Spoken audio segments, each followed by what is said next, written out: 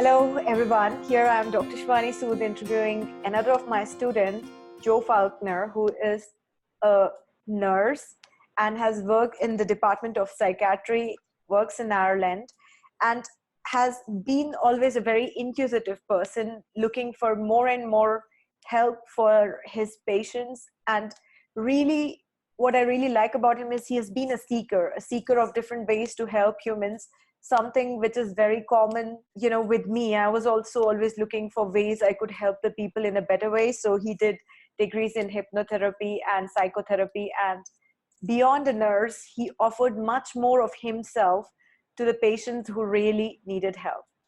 So let's say hello to Joe. Hello, Joe. It's so nice to have you Hi, here Dr. for Shivani. How are you? I'm good. Thank you very much. Thank you. Good. It's really interesting for me because years before I had offers, because of my interest in psychology, to work with the psychiatric side of Ayurveda. And being younger, I didn't feel ready to take this responsibility up. It really sounded like I was not the right person to handle psychiatric problems with Ayurveda. Mm-hmm.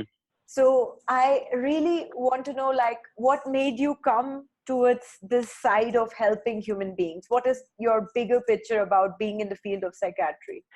I suppose what drew me to it was my own life. I suppose no more than that. They would say sometimes the best psychiatrists or the best counselors are people who've gone through the system themselves.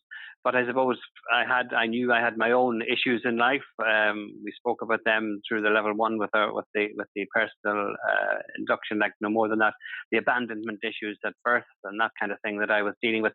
That I didn't know at that time what I was dealing with, but I had, and then as a result of that, the consequences that affected me in my own life. And I thought I have to work on myself. I mean, I think like all human beings have to work on themselves. So I suppose one way is, like as they always say, see one, do one, teach one. So, if you learn about something that you need the skills to help yourself, then you can help others. So I felt, all right, if I learn the skills of psychiatry or that kind of thing, I can help myself and in the process help others. And again, it's important to remember that, patients will come to you that will trigger you as well in your own stuff. So, and that's what I love about your approach to the Ayurveda, that you do the level 1 first, which is, learning about yourself first before you can go on anywhere else. So that's what kind of drew me into psychiatry. First was the whole thing of, right, I need to look at myself. I need to learn about myself. And then to learn about the human being. How does the human being work? What triggers the human being? And then through that process, I can help them, hopefully. Yes, I think this is what also kind of is the right way, that you always first try to help yourself and seek answers for yourself. Most of the people who are in the field of psychiatry, psychology, even health field, yoga, definitely had some problems and started to help themselves experience the change and then help others. But psychiatry is really like a very challenging department, because people are seriously sick there beyond the levels of psychology. So what are the traits what a person might require in order to deal with people who have psychiatric problems, or in Ayurveda, we call it who are deep down in tamas, and really not open. So how do you survive a day where you're going to meet a lot of people and come back home, and then you're a father, you're a husband, and then it's a normal life, you go out and have a party? How do you make the switch? What are the 3 traits you would require to kind of have a work like this and come out of it? What are your techniques for it? I'll ask you one question. What is normal? I mean, that's, I suppose, look, I suppose the thing is, again, and that was a learning over, I'm over 30 years in this career. So I suppose, look, first of all, I suppose it's about being aware of why you're in this job. Why am I doing this? What am I doing this for? If I'm doing it for any self-gratification, you're wasting your time, because you won't get it. You have to do it, out of love, or out of, trying to understand people or trying to help people. And I think that's the first thing, is why am I doing this? Low expectations. To keep low expectations. No expectations. No. You need to have expectations for yourself. But no expectations of what from the person, you know. People who, as you say, are either in a psychiatric disorder or in dealing in tamas, they are not working on a level where they're functioning, that they can understand what they're doing. They don't know what they're doing. It's outside them, that whatever is going on in their lives. And when they come to the realization, hopefully through your help and through your assistance, be it through counseling or through whatever, that they come to realize, oh my God, yeah, there's a better way of life. No more than they realize then that, you know, they've been so hard to deal with that they find it difficult to maybe communicate with you after the treatment, and they will walk away, and you have to then let go. You have to say, okay, I've done my bit, and cut the cords and let that person walk away, and have no, you know, you're not there to have a lifelong relationship with these people. You're there to help them through a situation or a crisis in their life. And then you must remember that, you know, this is not, and I've seen that in colleagues of mine through the years. They kind of take it all very personal, you know, when somebody doesn't speak to them, or somebody, you know, treats them badly after the work that they've put into this person, and they think, oh, they're ungrateful. But it's not about that. That's what I'm saying. You don't do it for gratitude. You don't do it for something back from that person. We should have something else in our own lives to give us that. If you're in that role, if you're working, you have to remember, it is a role I'm playing here. It is a role I'm doing. I'm here for 8 hours or 12 hours a day to deal with these people that are suffering. And then I have to cut myself off and go home. Definitely. You know, I think the awareness that of yourself, like in Ayurveda, we have the different types, the Vata type and the Pitta type, Kapha type. A Vata type in a psychiatric department won't be good because he can't let go. And, you know, and he is very emotional, and the true things, what you're saying. So he might have the big purpose, but he might not have the strength to be in so much of negativity because of the personality. So here I definitely see that some kind of kapha is required to kind of be in this department, you know, so that. Absolutely. Yeah.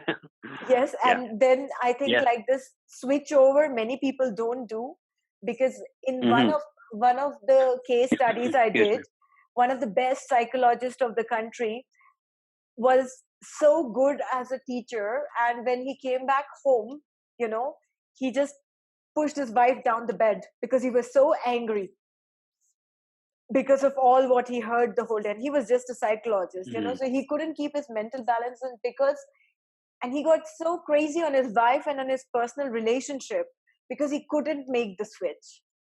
So I think this point about like making the switch, if you're working with people, you know, you don't have to work in psychiatry, even like being a consultant or talking about emotions and talking about people's problem, medical doctors, everyone has to realize this, that making the switch after work to being in simple roles and having pleasure from that is really important, you know. It is, yeah. But definitely, like, I think you're truly being very useful for the society to be in position because you can, you know, but like you said, your colleagues and all. So now knowing Ayurveda, you could basically be in a selector group of who can be the next nurse. Isn't it? you can interview people, you can find their type, and you can say to your department, well, this person won't be able to manage himself in this department. Yeah, absolutely. Yeah. Isn't it like the capacity, who can be in which position can be determined by Ayurveda? Because that's how we used in the past to also give the different roles to different people in society, seeing their strength and not trying to make everyone the same. Yeah, very good. Yeah. Okay, so now how did you get inspired to learn Ayurveda? As you said yourself earlier there, I'm a speaker. I've always been looking for something. And again, I suppose even looking at people in psychiatry and also in general health, you see, and even in families, you see how different family members even would have different diseases or different disorders. And you think, how is that? How, you know, we're all from the one breed as such. How come that is? But when you break it down to Vata, Pitta, Kapha, you can see that, yes, okay, well, look, okay, we're all eating the same food, but we're all different people, and yet we should be eating differently, and that type of thing. And I suppose I just always looked for something else. And again, as I said, from the polypharmacy use in both medical and psychiatry, I just thought there has to be another way to treat people rather than just throwing medication at people and saying, there you go, have a quick consultation with your GP for 10 minutes and pay them €100 and off you go, and you end up with tablets. And every time you take a tablet, you have to get another one to counteract the side effects of the other one. And all of a sudden you're on a bucket load of them. And you just think, oh my God, So I suppose that's what drew me. And again, I searched for different things and that kind of thing. And I used to, it was a friend of mine introduced me to Ayurveda, and I read up slightly on it, and I done a self-help course on it through the Chopra Center.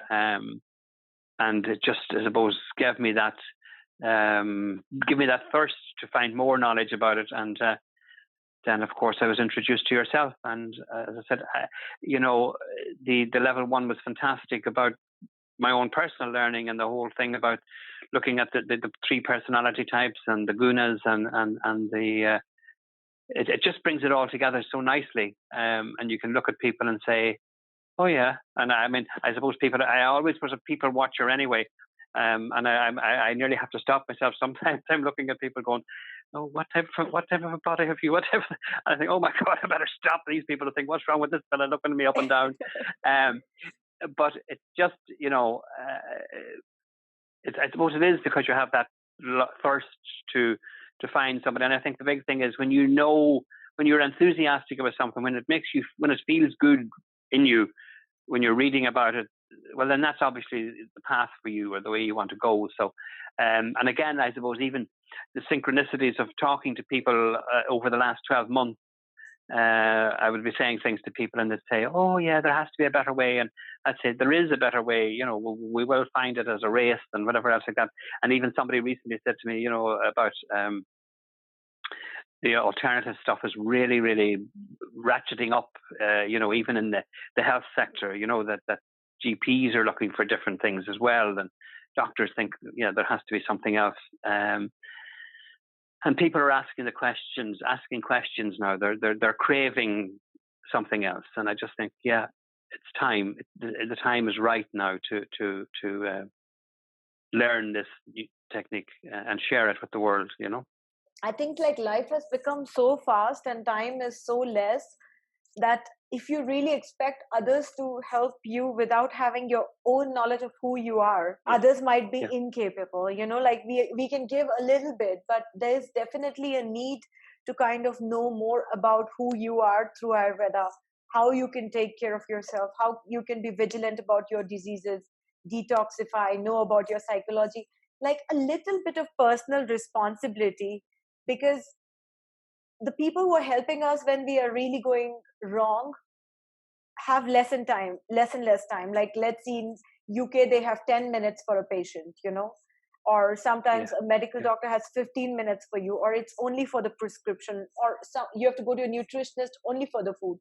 Then you have to go to a psychologist only for the mind. And then those 3 people know nothing about which is together. Each other, so they're all working on you, and you're in between 3 people trying to sort out your problem without knowing what you are. So I think in Ayurveda, this integration of nutrition, your type, your disease, psychology really brings a deep understanding about your personal responsibility in health, because personal responsibility in health is really important as your own primary responsibility to live, and then everybody else can help you a little bit here and there. When you go to the school, you go and study and you learn, and then somebody helps you with a doubt out there, So Ayurvedic course level 1 has been written with this vision only, because one of the primary thing what is different is people try to teach Ayurveda without really, making the person understand himself. So once you understand yourself, you can help everyone else to do the same. So do you feel this personal shift happened? You understood yourself better with the level 1? Absolutely. And I think the same thing as you just said there is actions speak louder than words at the end of the day. So if you change yourself and people around you see the change in you, well, then they'll say, well, how are you doing that? They'll ask you the question. So it's coming from them then. They're saying to you, oh my God, you've changed, you're different, you're whatever. How did you manage that? And then you can say to them, well, yeah, that opens the door for you to speak about Ayurveda or whatever worked for you. So yes, personally, the level 1 was fantastic. I haven't drank a cup of tea or coffee since. I'm on a herbal tea all the time. But I suppose you're just more conscious of what you're eating and how you're eating and that type of thing from the diet point of view. But you're also more aware of your own personal dosha, and then you're kind of thinking, should I eat that? And then I suppose you could drive yourself a bit crazy asking yourself a question, every time. But it's just about, I know at this stage with me, it's just learning. So you're just enthusiastic about it, and you're asking yourself the question, should I eat this? Is that for me, or is that whatever? And then oh my God, wait a minute, no, I think I have kapha symptoms today. Should I, whatever, But, and that's good. That's good. I like that, because then you're asking yourself, you're questioning yourself, and you're learning, because that's what it's all about at the end of the day. And then, through your own learning, you can share that with clients who come into you. And as I said to you, even from the hypnotherapy, the psychotherapy, or the psychiatry end of things, clients that you will meet will trigger you, and they will have the similar symptoms to you. They will have similar different things to you. And if you haven't dealt with those on a level, you're not going to help that person, because you're going to be so triggered by them. You're going to be emotionally involved. Okay. So now, as a man, do you feel more closer to emotions now that you know yourself? Because a man has a picture in the society of always to be strong, to be there for everyone, to be that rock, and it's a kind of pressure on the man. Though we say there's pressure on the woman, there's equal pressure on the man. So once you do ACOC 1, have you improved as a husband, as a father? I would think so. Yeah, I become more. As we had that session, I can't remember now what it was that you said to me in one session that I thought, oh my God, that's so simple. It was just the way it was you turned it back to me. It was so easy and so simple. Rather, we shouldn't complicate life too much. Totally. Let's stop trying to look for the simple things. And as you say, it is about relaxing and having a bit of fun and enjoying life. It's too short to be always stressed about things. And we only can control so much in our lives, and we shouldn't need to control anything, I suppose, at the end of the day. And yes, I suppose I do feel now, because, I remember it was the situation again about the abandonment thing in my life back in the day. And whatever you said to me, it made it more that I shouldn't be afraid at this stage to open up and give my emotions and be, say what I really feel in the moment, rather than kind of saying, oh no, they're not like this. This shouldn't be me. Why shouldn't I say what I feel inside? Why should I just say what I think people want me to say? So yes, I suppose I have become more. If I have something to say, I'll say it. Otherwise, I don't bother. But if I feel I feel something in the situation, I'll say, well, right, okay, I feel this. No more than, as I said there earlier, it was my wife, our wedding anniversary, 30 years married, last weekend. And I suppose, I was there, we were walking down the street. We went back to Liverpool in England, where we met in the first place. So we went back there for the weekend, and we were just walking down the street. And I just said, I was thinking to myself, what should I say? Or what should, not, I don't mean it like that, but I just said, thanks for the last 30 years. And I thought, I wouldn't have said that before, because I would have thought that sounds stupid or sounds silly. It's not, but at the same time, I thought, she needs to hear that, She needs to hear that. Yes, you understood her dosha. You understood that she needs those words, and you need to speak it out loud. So you did get better as a husband, so the connection, and you see the connection with her is improving and will improve more, because your connection with yourself is improved. Yeah, exactly. So everything is just, what we have inside, we're outside. If we constantly nag ourselves, then we're going to nag the people outside in the family as well. Outside. So it's deep internal reflection. What we are radiating outward. So that's really nice, because, many of the time men are so holding back their emotions because they feel it's silly or stupid, or maybe the other person knows it. And emotional expression is a very good quality of a consultant because he's not afraid of emotions. Yeah, yeah. You know? You're right, and that's the thing, because you have to, not that you get emotionally involved, but it's called transference in any kind of a situation where you have the counter transference. So, I mean, you have to be there and ready for that, and it will, again, as I said, trigger emotions in you, and you have to be able to deal with them, and you have to be able to be open to them and let them go as well. Let them go. And I think And I think, why should you have this big bravado? I mean, if you are in love with somebody, tell them you're in love with them, or if you care about them, just tell them. I mean, why would you hold it back? Why would you keep it inside yourself? And then because what you give out, you get back. Yes, and I think because sometimes others are not able to give it because they're not processing themselves. But nevertheless, you should be able to kind of, like, when you do the level 1 also, there should be less and less difference in between what you're projecting outside and inside. The differences come closer because you're being truly authentic. And being truly authentic, it's like maybe some don't like you, but then the right kind of people like you and don't leave you. Exactly. You are you. They'll be attracted to it. They'll be attracted. And the wrong ones who had a picture of you being somebody else and, it was an illusion, they just walk away. So it opens you to the right kind of relationships, and it also teaches your mind to see a lot of positivity around because you see your strength, you see your positive traits. So when you go out also, you start to, look around like, what's the positive thing I can see in spite of everything going wrong here? Yes. Yes. Yeah. And we find it, Yes, so, absolutely. Yeah. Because we are looking for it. So whatever we are looking for is going to come and find us. 100%. Okay. So I want to ask you some question about like the online form of education we did, So most of the online form of education has some common myths, So the myth is like, first of all, it's not personalized. Did you feel this with the level 1 that it was not personalized? Oh, no. It was very, your whole introduction to this and even getting us as a group together, having our WhatsApp together, telling one another about our lives, different little bits and pieces that you would share with the group on WhatsApp, was just that personalized the whole process, the whole journey of learning together, that you weren't, even though I'm here in Cork, Ireland, and Gail is in England and Barbara's in wherever, and Monica somewhere else, and you're in India. We're all over the place, all over the world, and it makes it so small. Yet we can learn together online with these people. And again, people from different cultures. You're learning from the different cultures as well, which is fantastic. I think it's a fantastic modality to use for training and learning.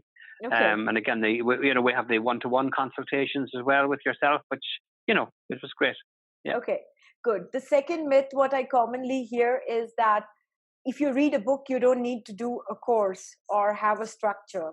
Just reading a book will give you all the information. Yeah. What do you think about this myth? That's wonderful. Yeah, it's a myth, all right. Because books, are great. We have to read books, of course we do, and we have to, And the thing about a book is, there's no point in reading one book and saying, "Oh, this is my life. This is it now. This is how I have to live my life." Because you get, every time you read a book, you're going to get a different little somebody else's personal touch to it. And I suppose the forum, right? We have books to read. But the online forum, then we can sit down and we can discuss issues from the book, and I don't agree with this, or I do agree with it, or get other points of view. That's what I'm saying, that you're getting a load of people's points of view from the course as well. Everybody's different viewpoint about the book. So therefore, it's not narrowing it. It's expanding your view of it rather than narrowing it to whatever book you've read.